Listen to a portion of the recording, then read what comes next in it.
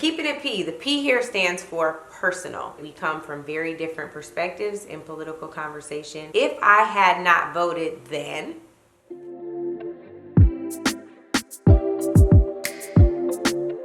so you want to know how to talk about a difficult issue with one of your family members. Let's say it's politics. So for me, growing up in my household, politics was an everyday conversation. We talked about politics, race, and culture every single day. With my dad, who was an activist, my mother, who was an administrator in community college system for a long time, it was no problem. So to me, talking about politics is like asking someone, how's your day? That's not the case for everybody, and I understand. So understanding that everyone's politics are different, I understand that it's not always an easy conversation to have.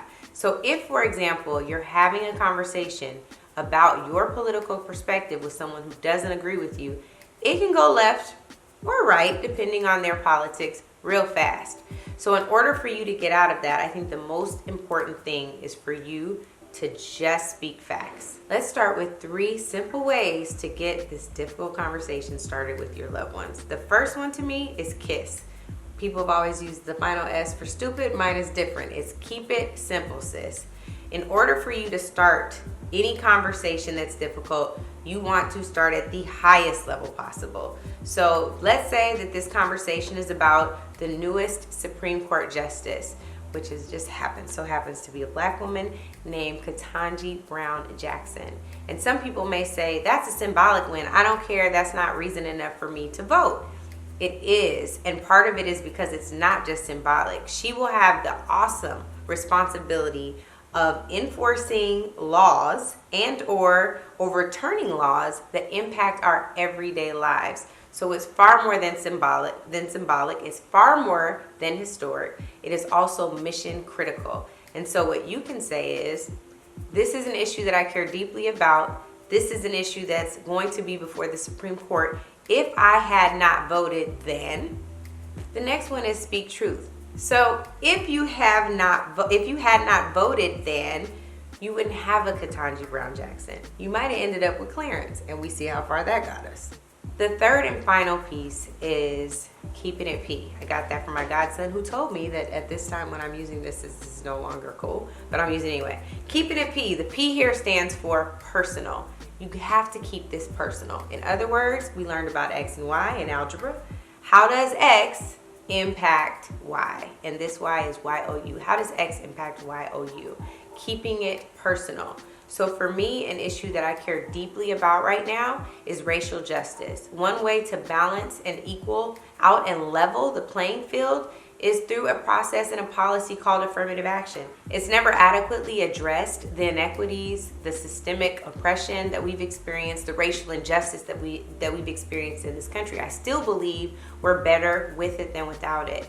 And so an example that I would have is, I know for a lot of people, being a beneficiary of affirmative action in higher education was a scarlet letter. For me, it's a badge of honor. I'm glad that because of affirmative action policy, I was able to go and get into college. I'm glad that there are opportunities that existed in the contracting space as I started my own business that I was a beneficiary of because of affirmative action.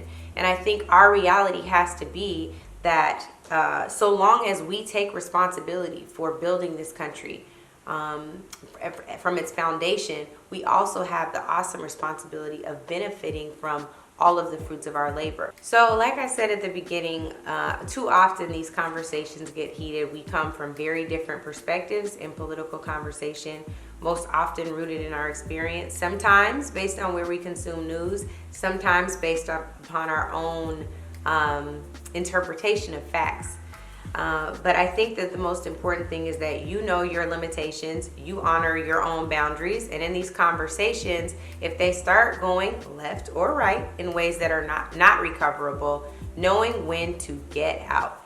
So that might mean, you know what, I need a minute. I'm just gonna take a minute, I'm gonna take a beat. My therapist, Dr. Mariel, is giving me the stop technique, and either way you cut it, it's just pushing pause when you need a moment to reset. Sometimes that pause turns into a permanent stop, and you don't return to the conversation if you think it's not going anywhere if it's cyclical. Sometimes I'm in conversations with my brother Leonard, and he will say, you know what, I'm gonna call you right back, and he never calls back. Sometimes you might need to do that, particularly if you're not in person.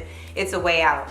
And I think the other thing is when conversations are cyclical or they're going in circles, it's an opportunity for you to reevaluate your own position. Is there something that you need to shift? Is there a position that was brought up to you and you can really understand their perspective?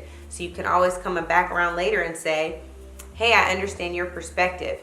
One last thing that I would offer you is something that my holistic therapist talks about, Yadi, and it's called conscious dialogue. So it's an opportunity to repeat back to a person what you hear them saying. And sometimes if you don't feel heard, and if they have a not so good attempt at telling you what they hear you saying, you can say, and what I'm saying is, my dad, who is one of the best exit strategists of them all, when we know the conversation is over, Papa Rye says, all I'm saying is that, and that means whatever comes after that is the final point. So that is his final closing, and that's the way that he will end conversations most often. I think regardless, the most important thing, particularly as we head closer to the midterm elections, and as we start to realize how important politics is and that we can't separate it out from our everyday lives, that our politics are not optional, is understanding how to have these conversations in meaningful ways that are respectful, where everyone feels heard, even if you all don't come to the same ending place, which hopefully is justice.